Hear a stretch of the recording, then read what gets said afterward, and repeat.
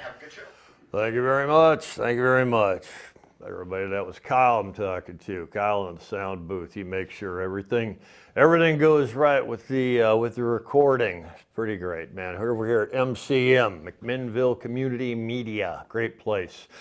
So my name is Tom Timbrooks, and well, you know what? I'm going to get my little slide up here so you can see my pretty face while I'm talking there. Okay, my name is Thomas W. Timbrooks, and I am running for the U.S. House of Representatives for Oregon's Congressional District 6, and I am on the Republican Party. My whole platform is more jobs for Oregon means less dependence on government welfare, which of course means that I am going to try to get more jobs for Oregon. I like the idea of Oregon being a place that people can go to because there's a job here. Okay, the reason I came up here, I was living in Austin, Texas, beautiful place, love Austin, Texas, lots of live music and barbecue and all that.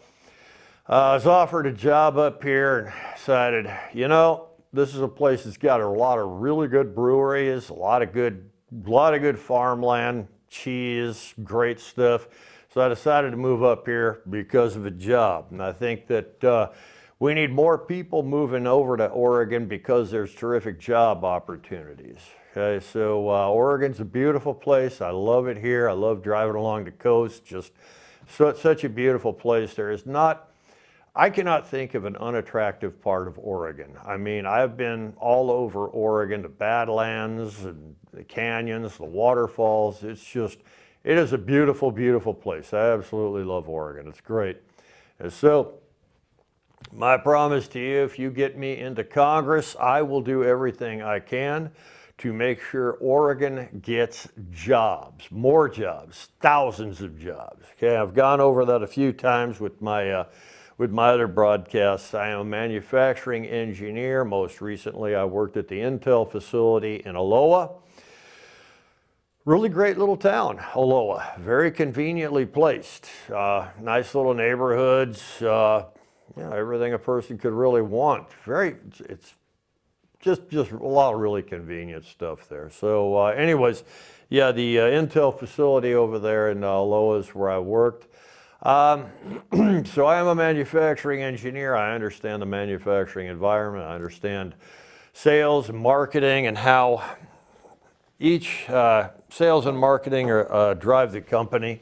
The company is really only as good as its sales and marketing department, because that's where the money comes in, you know. And I've got to turn off my phone here. Sometimes I forget to do that. I don't get a lot of calls, but whatever calls I do get, you know, they're going to be as inconveniently timed as can happen. So anyways, enough about how much I love Oregon. I want to get on with some more campaign promises. I looked over my list of stuff, the campaign promises I've made, and we've got like about 7 of them so far, and I think they're pretty good. Well, this one here, it's very, very important to me, and I think to every American. And what we're going to do here is I'm going to talk about cancer fighting cancer, the fight against cancer. Okay. I've gone over this before. Last time I was talking about measles and the human immune system. We all know that measles, it's an illness that attacks your body and your immune system. You've got 5 different kinds of immune cells. They're all made in your bone marrow.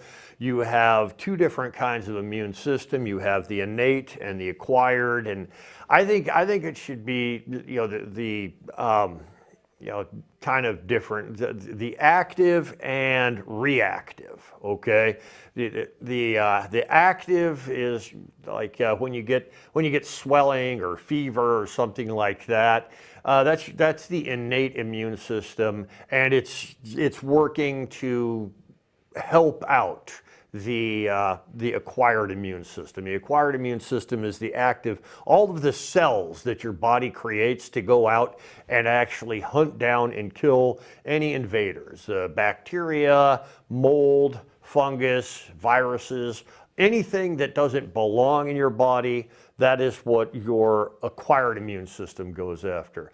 Anything that does belong in your body that's kind of going wrong, that's your innate immune system goes after. And that's why I said before, like mucus in your nose, whenever you get the postnasal drip and you're just like, and you're blowing your nose all the time, you might want to take a medication that slows down the drip, but you don't want to get rid of your mucus completely, because that is the most miraculous stuff that your body can create. It's amazing and wonderful. It's disgusting, but it's the best stuff you can get. And here's, I got to blow my nose real quick because mucus. I'm an old man. That's something about old men. We secrete stuff. All right. That's just a thing we do. All right. Hey, but I'm off the cough drops for right now. I got a couple here just in case. Now, so gonna go back to my little slides here. Reprogramming the immune system to fight cancer, and it's not so much reprogramming. It's reminding. Okay, your immune system. One of the things that your immune system does that is absolutely beautiful and wonderful, it goes after any cell in your body that it doesn't like. And cancer cells are the cells that your immune system, generally speaking, will target. Okay, if you start to have, let's say one of your cells in your body decides to start multiplying a little bit too quickly, you have got immune cells that are going to come over and just, hey, party's over, guys. We're just going to consume you. That's what that does. And so it's not really reprogramming as it's reinstalling the programming that apparently has been lost. Okay, because sometimes your immune system gets a little bit old and tired and forgets that it's supposed to go after the cancer cells, and so it lets a couple of them loose. And this is why what they say is, if you get old enough, you'll eventually die from cancer, because that's what gets everybody. It's like old age. You keep getting older and older and older. Eventually, your immune system is just thinking, look, it's time. Let's just leave, okay? Let's let the kids have their fun. Time for us really old, weird people to get out of here, okay? And yeah, that's just one of the things. So some people get cancer a little bit too early in life, in their 20s and 30s and like that. And that's what we're talking about with the, that's a little bit too early to be getting cancer. So there's probably something wrong with your immune system. And this is something that doctors have known about for a long time, okay? And they call it immunotherapy, where they activate the body's immune system to actually go after the cancer. The core concept here is a treatment that uses the body's own immune system to fight cancer, either by stimulating it to work harder or by giving it tools to recognize and kill cancer cells more effectively. And this is what we did with vaccinations, like the measles, mumps, rubella, smallpox, diphtheria, polio. Fantastic things. All these immunizations. There are ways that doctors can stimulate your immune system to let it know what it needs to go after. All right, and that's just it's an amazing, miraculous thing, but it's actually been around for quite some time. All right, and we're gonna go here. The mechanism of action. Normally, the immune system patrols for threats, like I was just saying, and destroys abnormal cells. Kind of like I was saying there. Cancer hides by either looking like normal cells or by suppressing immune responses. And the immunotherapy helps the immune system wake up, see the cancer, and destroy it. And essentially, like I said, this is not programming or reprogramming. It's just installing the software that your immune system came with. It's a reinstall. It's rebooting the operating system. Okay, so that's what we're doing with your immune system. Your immune system has forgotten or something else has happened, and we're just kind of helping the immune system to do what it's supposed to do. All right, that's what's going on there. So key types of immunotherapy, checkpoint inhibitors. They release immune systems, break so it can attack cancer. The CAR T cell therapy. Now, T cell is a type of immune cell that you have in your body. T cells are actually, they go after whatever they don't like. I mean, they really go after what they don't like. Type 1 diabetes is where your T cells actually attack your pancreas. Okay, and your pancreas is just destroyed. Your T cells start thinking your pancreas is a part of an invading force or something, and so that's what causes type 1 diabetes. It's an autoimmune response. So your T cells are really a very active player in the battle against cancer, because they are the things that actively go after anything your immune system doesn't like. They're the big stupid brother that the little brothers kind of say, hey, that guy punched me, and the big stupid brother goes after him. Yeah. Anyways, cancer vaccines. They train the immune system to recognize cancer-specific markers, and go over that later. Cytokine therapy, they boost the strength and number of immune cells using natural signaling proteins. Okay, and that's one of the things that's done at a microscopic level. Remember, everything that your immune system does, it does for free. Okay, it's not charging you anything extra for what it does, and it does everything in the dark. Okay, and even if the inside of your body was well lit up, your immune cells don't have eyeballs or anything like that, so they wouldn't be able to stay. They go around feeling around in the dark, and there's these characteristic proteins and enzymes that your immune cells go after, and it kind of alerts them to the presence of something they don't like. So that's what that kind of thing means. When did immunotherapy begin? In the 1890s with Dr. William Coley. A New York surgeon noticed some tumors shrank after severe infections.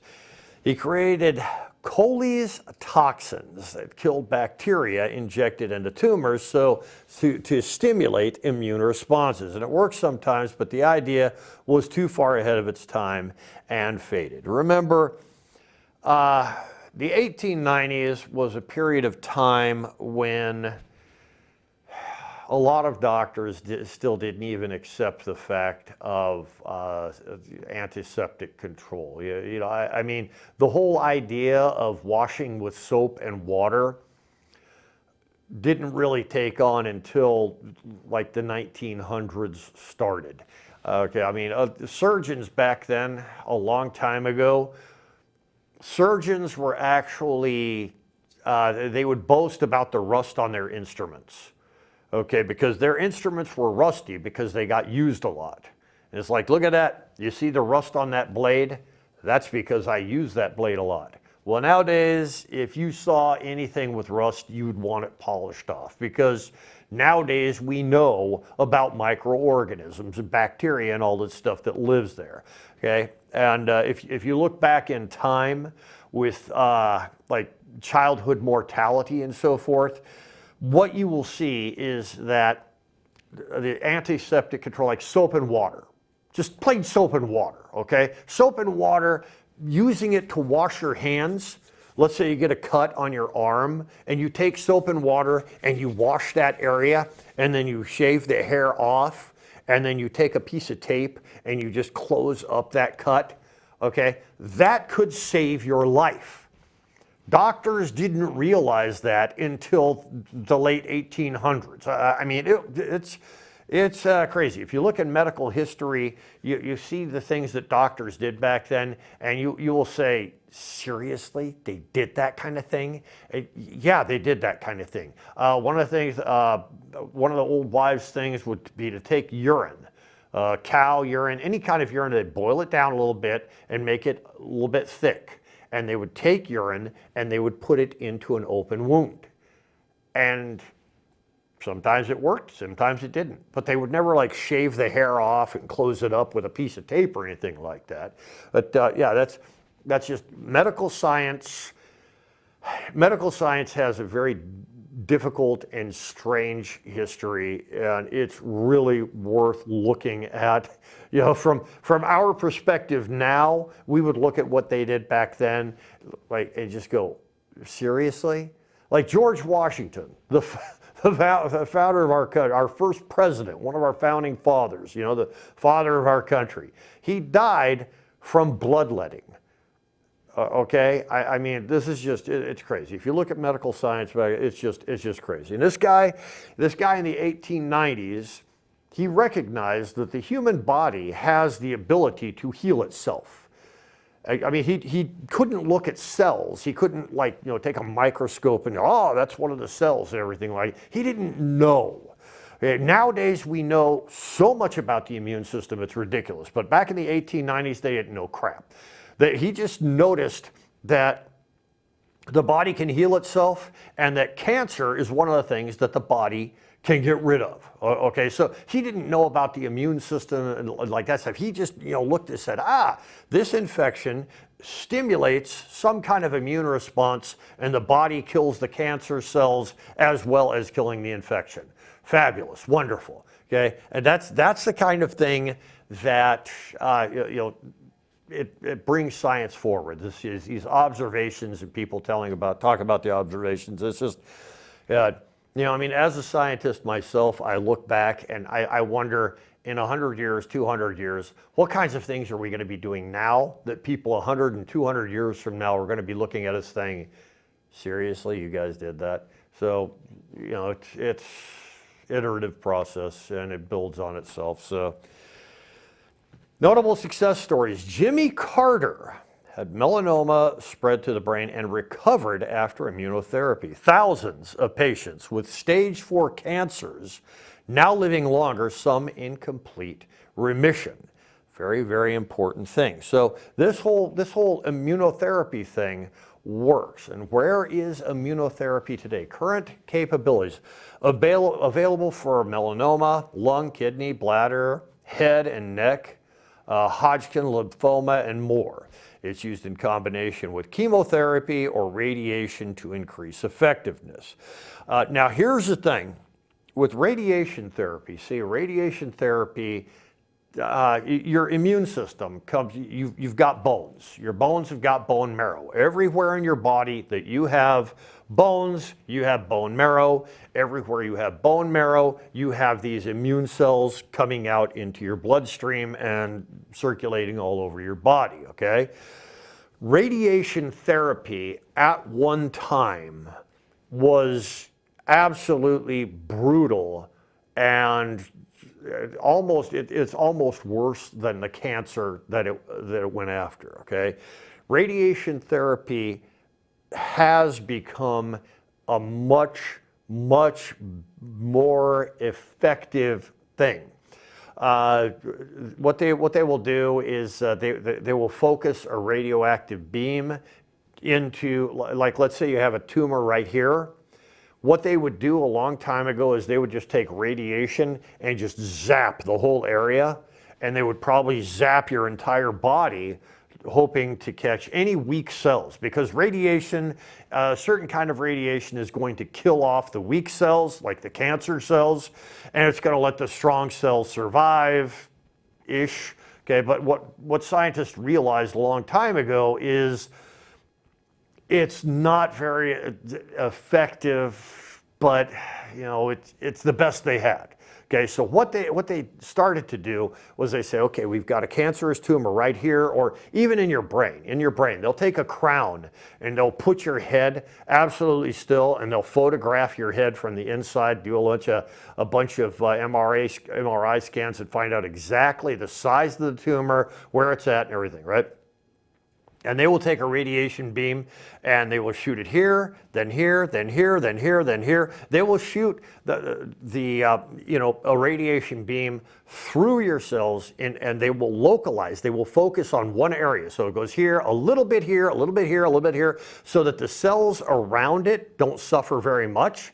But the beam is localized. It's focused in one area. So this one area gets hit like 100 times with really weak radiation, which is enough to kill the tumor. Okay, that's the radiation therapy that they're talking about. And so if they can up the immune system while they destroy the tumor, that's what they're talking about with radiation therapy. So it's not like radiation therapy the way it used to be, where they would just soak the entire body in radioactivity and hope that the weak cells die off. It's really come a long way, and this immunotherapy helps the radiation therapy so that your body doesn't have to undergo as much radiation therapy as they used to do. So if you have a doctor and your doctor tells you, yes, you have a cancerous tumor, you have a lump, you have some kind of cancerous thing, one of the first things you're going to want to ask your doctor is, can it be cured with immunotherapy? Try the immunotherapy combined with radiation therapy. If your doctor is saying, well, we're going to hit it with radiation and then we're going to use chemotherapy, the first thing you want to talk about is immunotherapy. Okay, so it gets your body to do the work look at my collar, man. See, I can see myself right here, and it looks like my collar's way up there. I'm sorry, I'm an engineer. Engineers do this kind of stuff, okay? We're finicky and weird. Anyways, so that's what I'm talking about with there. Tailored to patients with high tumor mutational burden or specific genetic markers. And what they're talking about there is specific genetic markers that make your immune system more susceptible to, or your body more susceptible to cancer, okay? Research is expanding to treat pancreatic, colorectal, prostate, and brain cancers. So really it's a technology that is on the move. And this is why I'm mentioning it, okay? What does the future hold? Next-gen development, neoantigen vaccines. They personalize cancer vaccines made from a patient's unique tumor proteins. And here's one of the important things to understand about cancer is it generally stays localized to like your liver, your spleen, your kidneys, your skin, something like it. It stays localized to one type of cell in your body until it metastasizes, until it learns how to go out and get into other parts of your body. So if you have liver cancer, it's going to stay localized to your liver for a while. Okay, and that's what they're talking about there. If you have a tumor in your brain, it's going to stay localized to your brain for a while. Eventually, it's going to spread out, but initially, wherever the tumor is, it's going to stay in that general area, and that's what they're talking about with that. Okay, so. Next-gen CAR T cells targeting solid tumors, and those are T cells that I was talking about, not just blood cancers. Those are the T cells that I was talking about a little while ago, where the T cells are the things that go out and they attack what they don't like, okay, the big stupid brother.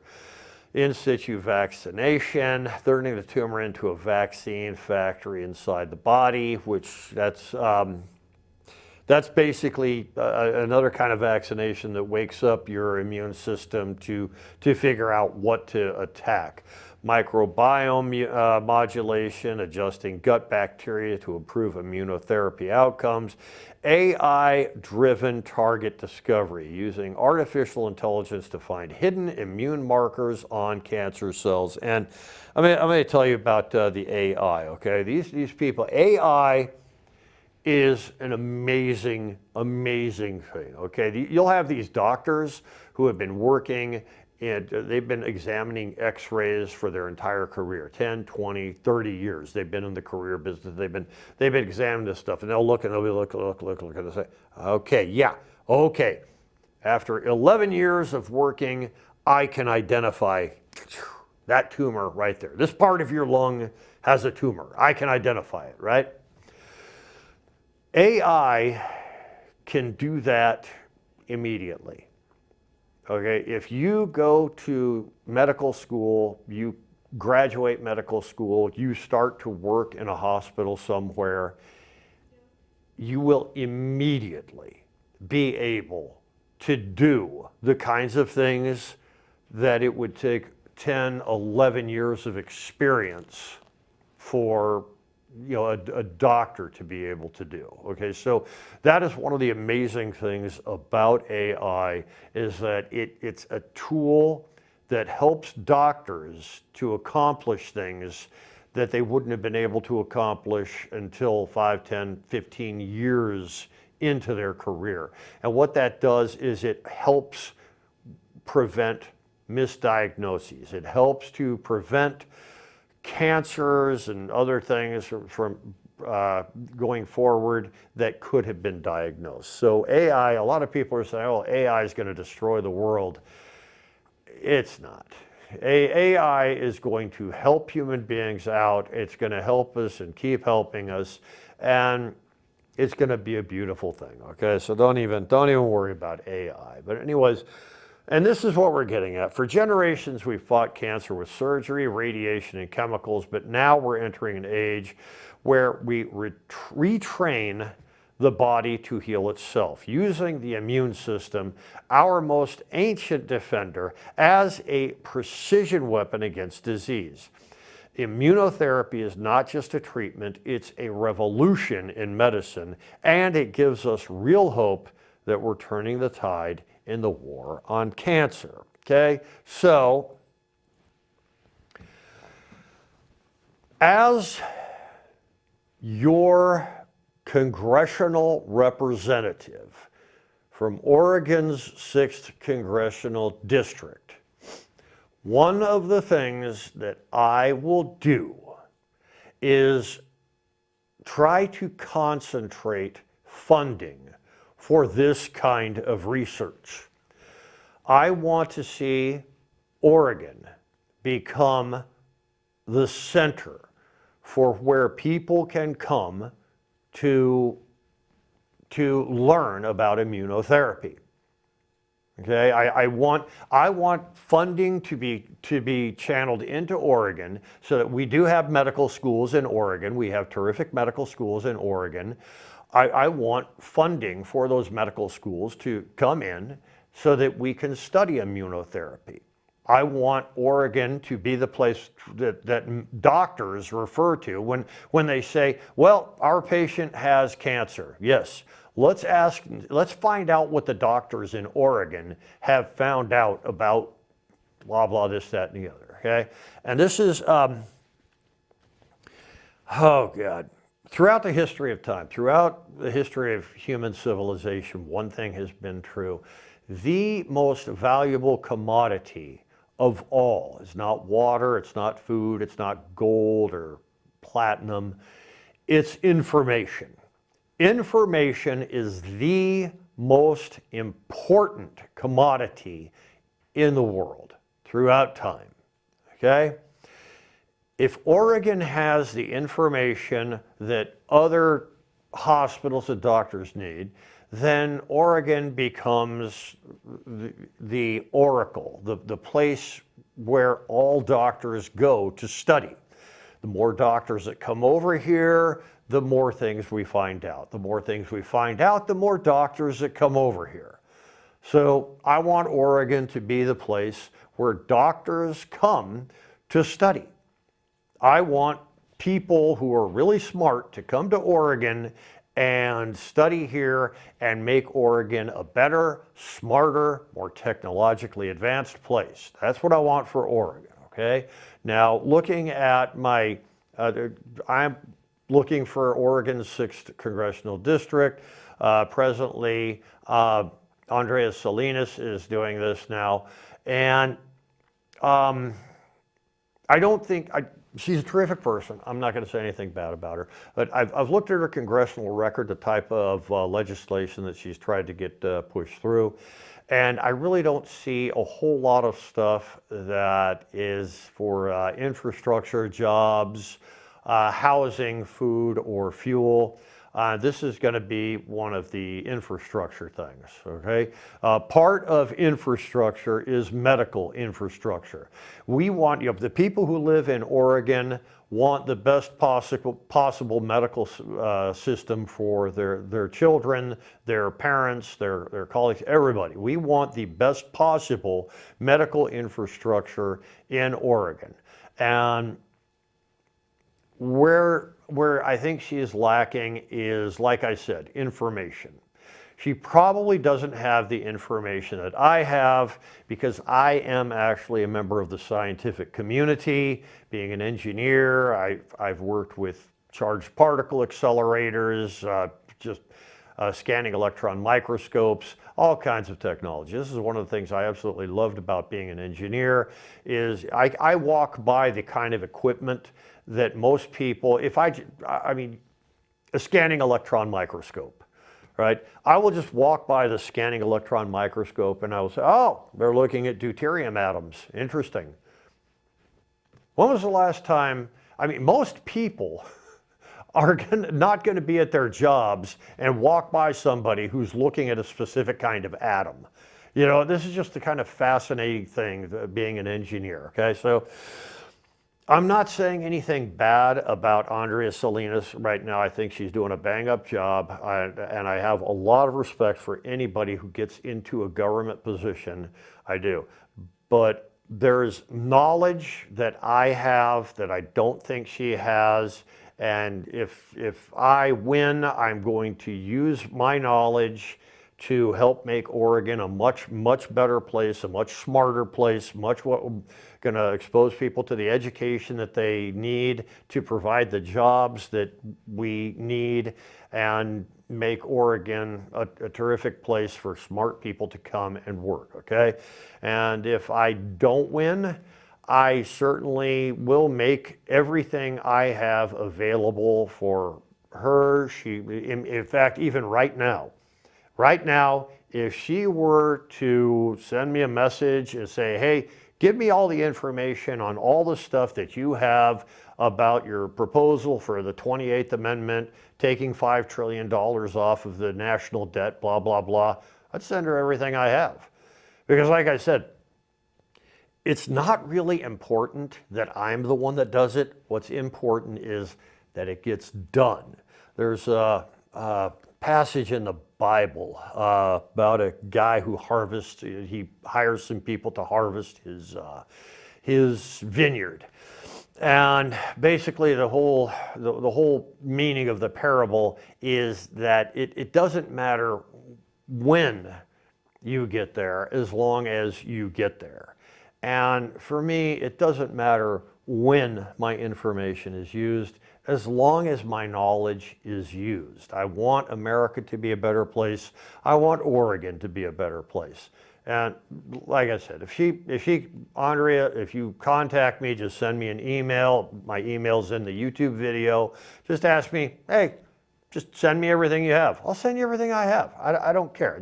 I want it to happen, okay? That's all I really want. So anyways, this cancer research thing is leading me to another thing that I want to talk about. And this guy is Douglas Prasher. And I know you haven't heard of Douglas Prasher. He is probably one of the most important scientists in the past 25 years, okay? Douglas Prasher is absolutely brilliant scientist. He has a doctorate in fact, let me go to the, okay. He has a doctorate and he worked on let me tell you what he worked on, okay? Between 1995 and 1996, Prasher secured a small National Institute of Health, NIH, grant to clone the gene for green fluorescent protein, GFP, from the jellyfish Aquaria victoria. Okay, after sequencing and cloning the green fluorescent protein's DNA, he sent the plasmid to Martin Chaffee's lab. Martin Chaffee was a person that he worked with, and despite his pivotal role, Prasher's grant wasn't renewed with no academic position in sight. He temporarily left bench science and worked non-scientific jobs, even as a parking attendant for several years. Okay.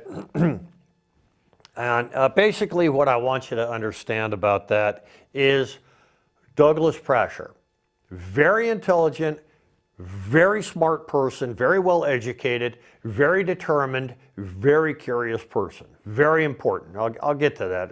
I'm sorry about my slides. They kind of, I've written papers, many papers in my life. I get information, I write papers. These slides are from one of the papers that I wrote about Douglas Prasher. And I apologize if it's nonsensical. It's an abbreviated part of my paper. I had to pull certain sections out. So if this doesn't really make a lot of sense to you, I apologize. It'll make sense in a minute here, okay? So this Douglas Prasher guy, what he did, he was absolutely fascinated with how these bioluminescent life forms exist, okay? So in 2010, he joined a small research and development firm to get back into lab work.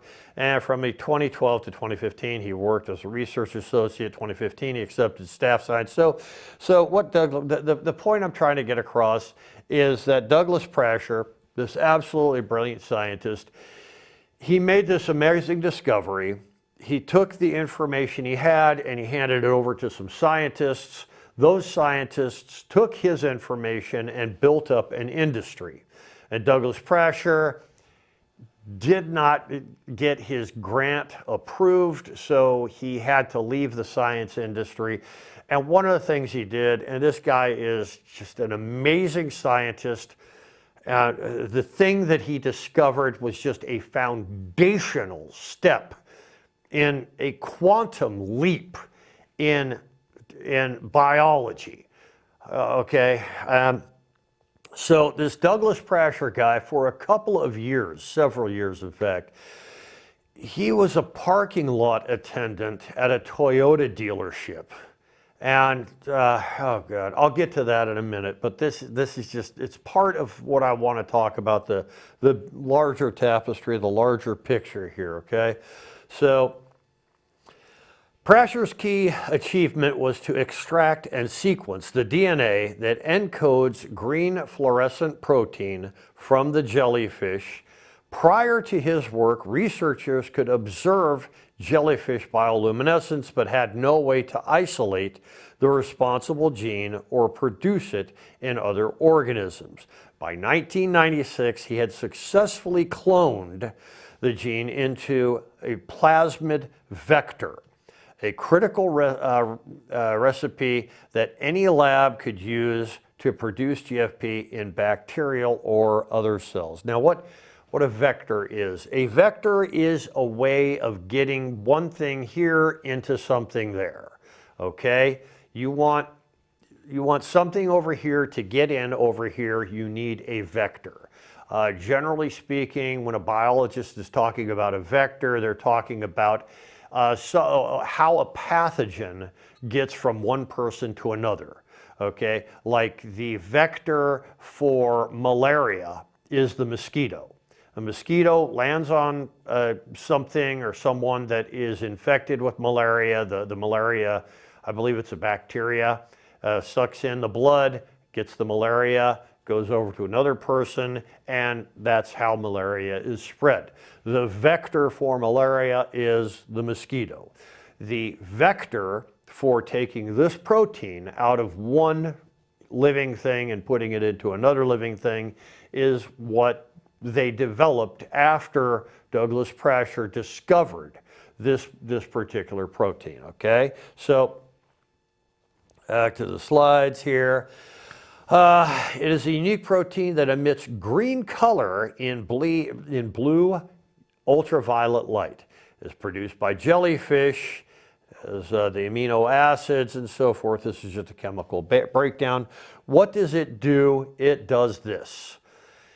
It makes living things glow under UV light. And every one of those photographs is a real photograph. Every one of these animals, the cat in the corner there, the rabbit, the mice, the insects, the worm, everything is glowing due to the presence of this protein. Now, how does this help? How is this such a miraculous thing that Douglas Prasher created? The GFP, why this mattered. The GFP fluoresces bright green when illuminated with blue or UV light, but only if it is correctly folded inside a living cell. Having the gene sequence meant scientists could express it directly in bacteria, yeast, worms, flies, fish, mammalian cells. Remember that, mammalian cells. We're mammals, our cells, okay? Even entire transgenic animals, and literally watch proteins or cells glowing in real time. Now, remember what I told you about in the 1890s? In the 1890s, you had a doctor that observed something happening. They couldn't observe cells back then. They didn't really even understand what a cell was. A nucleus, nucleoid, mitochondria. They're totally clueless about that stuff. Okay, they didn't have the information. They needed the information, okay?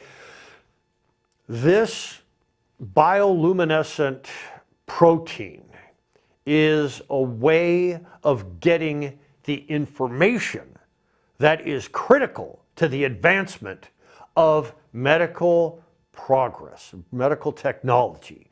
If we want medical technology to advance, we need the information that this kind of thing can create for us, can derive for us.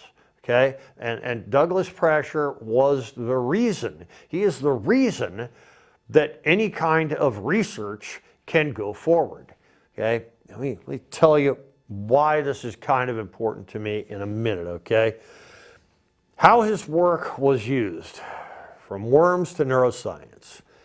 Okay, Chalfie is a person that he worked with. He's one of the people that took Prasher's information and ran with it. The group took Prasher's plasmid and showed that if you inject the GFP gene into the roundworm, live worms visibly fluoresce under UV light, no extra cofactors or chemicals required. Proof of concept turned GFP into a universal tag for protein localization. And you remember a minute ago I was talking about localization, how a cancer is localized. Okay, that cancer is localized to one area. Okay, if you want to know how far that cancer has spread, you just, this glowing protein can help you to understand how far the cancer has spread, because it's going to, the cancerous tumor is going to be localized to one area. So this is a method that doctors can use to determine exactly how far a tumor has spread.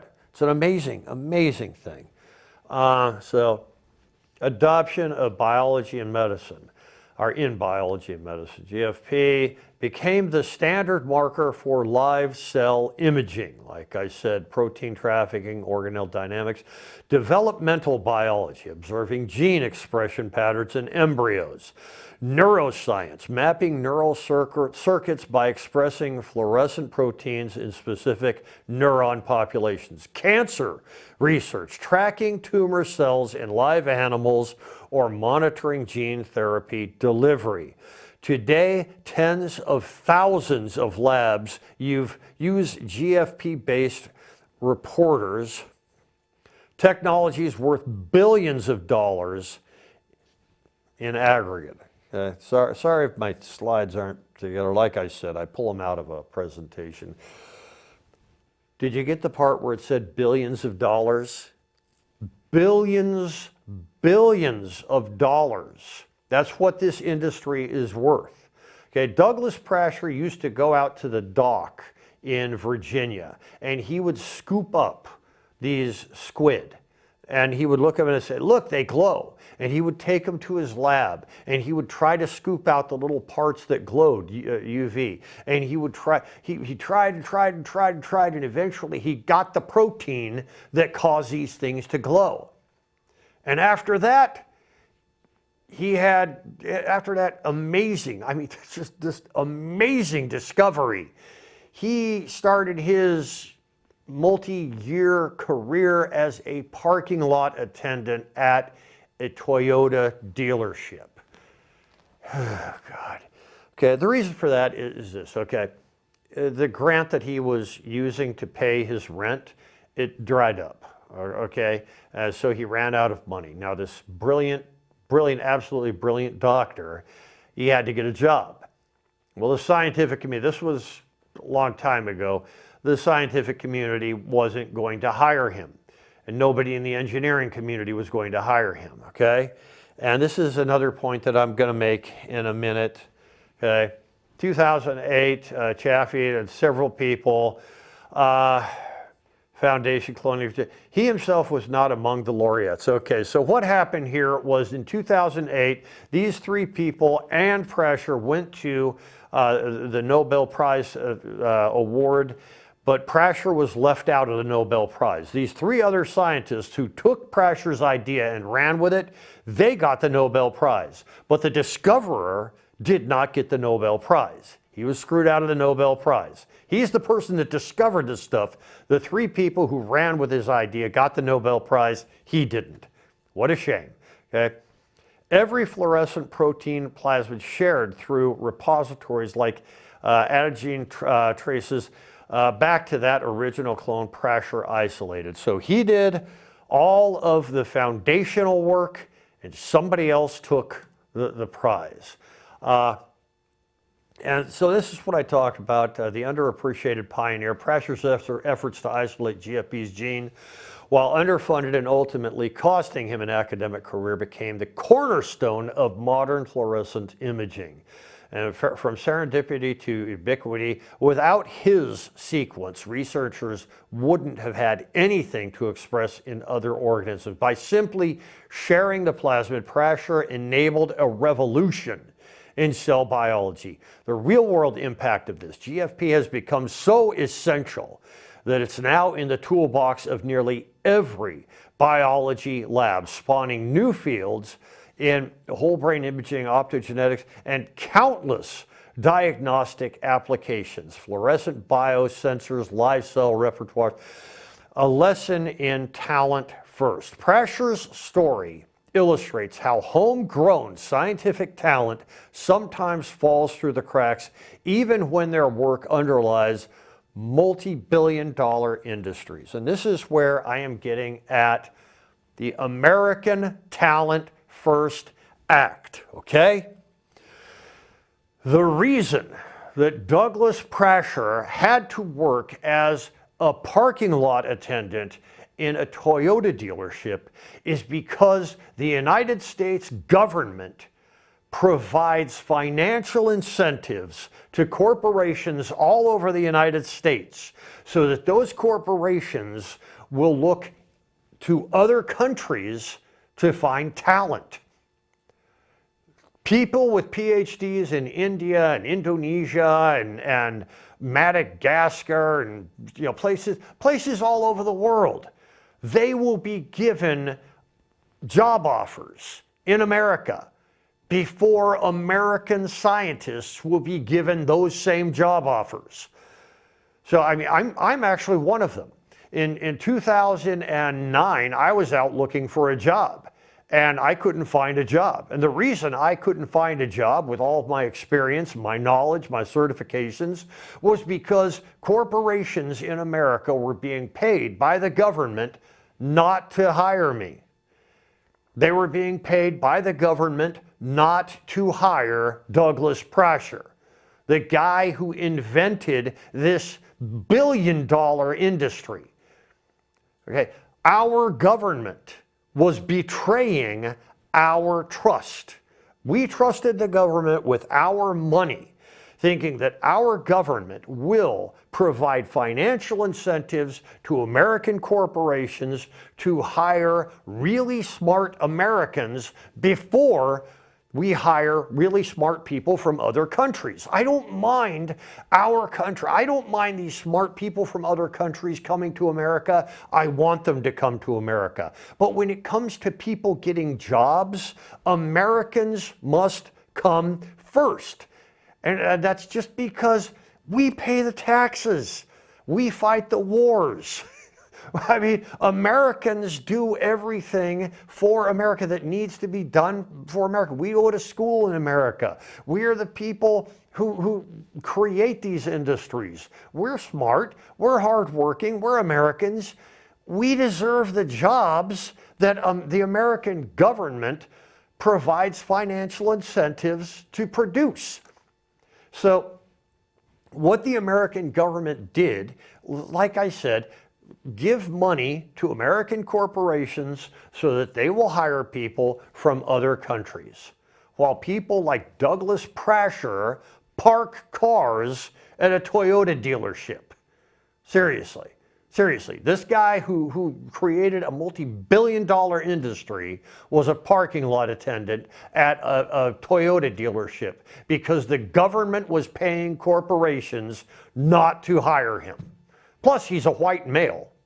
So, I mean, you know, if any white man that is going toward, you know, out looking for a job, well, the whole DEI thing is going to put him back on the list. It's going to say, well, this corporation is going to get a lot more money for hiring somebody who is not a white man. So Douglas Prasher, the creator of this industry, the creator of this technology, the creator of this multi-billion-dollar industry, he's going to be down here somewhere. Yeah, we're going to hire these people because the company gets money from the government for doing that. Okay? As a United States congressional representative, I am going to stop that. I am going to keep that from happening. No more of that, okay? And this is what I call the American Talent First Act. The core concept is the federal government should prioritize hiring and upskilling American STEM, science, technology, engineering, math, and manufacturing professionals before offering incentives to recruit talent from abroad. And that should just be common sense, but apparently common sense is missing in government, okay?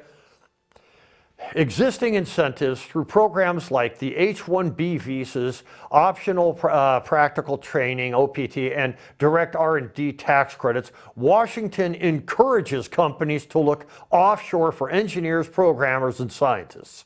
Now, once again, I want people from other countries, I want you to come to America. I love the idea of America being the place, oh, am I getting dry? I love the idea of America being the place that scientists all over the world look at as a place where they can be successful. Just like I love the idea of Oregon being the place that scientists in America look at as being the place in America where scientists can be successful. But as long as we have the government working against the people of America, this scientific development is not going to happen. Okay, so it has to be stopped. Okay, and that's part of the 28th Amendment that I want to pass also. The 28th Amendment is going to create a permanent Doge type of place in the executive branch, and their whole function is going to be looking at every financial incentive that Congress has passed to evaluate its effectiveness. If it's effective, keep it. If it's not effective, get rid of it. Okay, and the whole financial incentive that keeps people like Douglas Prasher from getting jobs in the scientific community, that is not effective. That is a bad financial incentive. We want to get rid of that financial incentive, and the 28th Amendment that I'm proposing will help the executive branch to get rid of these ineffective financial incentives. Okay? So let's get back to this right here. The unintended consequences. These incentives can draw investment and jobs away from homegrown talent pools, even when highly qualified U.S. professionals like Douglas Prasher are unemployed or underemployed or forced to work non-technical work. Visa caps and low barriers, or H-1B petitions, 65,000 regular, 20,000 master's cap slots are lottery-based, so firms routinely apply at high volume rather than exhaust domestic hiring channels. The R&D credits detached from hiring practice. A company can claim credits for sponsored research without demonstrating how many U.S. citizens or green card holders they employ in technical roles. The training gaps. No federal mandate requires companies benefiting from these incentives to invest in apprenticeships, on-the-job training, or partnerships with U.S. universities and technical schools. This is what I am going to stop, okay? So the real-world example, like Douglas Prasher's plight, is emblematic. He sequenced the GFP gene, opening a multi-billion-dollar field of fluorescent imaging, yet lost academic funding and worked as a parking lot attendant. Meanwhile, biotech firms routinely sponsored H-1B hires from mid-level lab roles, even as domestic PhDs faced underemployment or unemployment. Douglas Prasher was eventually able to return to scientific research and secure positions that made use of his PhD, but I mean, how much did America lose? How much of a technological leap did we lose? Yeah, his discovery brought us this much further. And if he had been allowed to stay in that field and maintain, let's say we're this far now, okay, we might have been this far or even further. I mean, we could have probably come across the cure for dozens of cancers by now. This kind of thing has to stop. And if I go to Washington, I will stop these things. Now, presently, Andrea Salinas, the person who's in the position, I don't believe she has the scientific experience and understanding that I have. And like I said, if she wants to take this information that I have right now and put it to use in Washington, take it. Do something with it. Just hire me as a consultant. We can do it right now, okay? I'm not joking. I don't care that I do it. It's like in the Bible, the passage in the Bible, it doesn't matter when it gets done as long as it gets done. Yeah, the passage in the Bible, basically the parable in the Bible, the whole meaning of that parable is it doesn't matter when a person comes to know the kingdom of God, as long as that person comes to know the kingdom of God. Okay, same concept. It doesn't matter who gets the legislation passed. It doesn't matter that it's me or her. What matters is that the legislation gets passed. Our own government is crippling our technological innovations. So we have to stop that. We need that to stop. I will do it if nobody else does. Just put me in Washington, and this is the kind of thing that I will stop. I'll push the legislation through. I'll make it happen. So, why are we flying in engineers at taxpayer expense when we have Americans like Douglas Prasher who already laid the groundwork for Nobel Prize winning science only to be priced out of labs? My plan will put Americans first. Senior level tax credits and enforceable recruitment standards so local talent gets the chance they have earned. By upskilling U.S. workers, we not only keep jobs at home, but build a deeper, more resilient workforce for decades to come. All right, and this is one of the things the CEO of Apple Computers, Donald Trump is telling Apple Computers, move your manufacturing to America. We want you to have your manufacturing domestic. We want domestic manufacturing of those cell phones. And Apple Computer is saying, well, there's nobody in America that has the training or the skills. It's like, well, yeah. Nobody in America has the training or skills because 25 years ago, you moved your factory over to China. And of course, nobody in America is going to have the skills that were developed over there because you have prevented Americans from getting the skills. The reason we want American manufacturing to be in America is so that Americans can get the skills that Americans need to maintain America's technological advantage in the world. If we lose the manufacturing, we lose the skills, and other countries beat us. The reason America is $36 trillion in debt is because we have lost all that manufacturing. Have you looked out on the street? I look out on the streets, I see homeless people everywhere. 25 years ago, those homeless people, they wouldn't be on the street. Those people would be in a factory somewhere. They would be working some dead-end job that they absolutely hate. Okay, yeah, they would hate the job, they would hate the fact that they have to go there, they would hate the fact that they're sitting at a table, pushing buttons, manufacturing stuff that somebody's probably going to throw away in 6 months. They would absolutely hate their lives. But they would hate their lives because they have meaningful work in a factory producing something and helping America to be the manufacturing powerhouse that we have the capacity to be. They wouldn't hate their lives because they're hooked on fentanyl or crystal meth or crack or whatever it is. They wouldn't hate their lives because they're sleeping on the streets.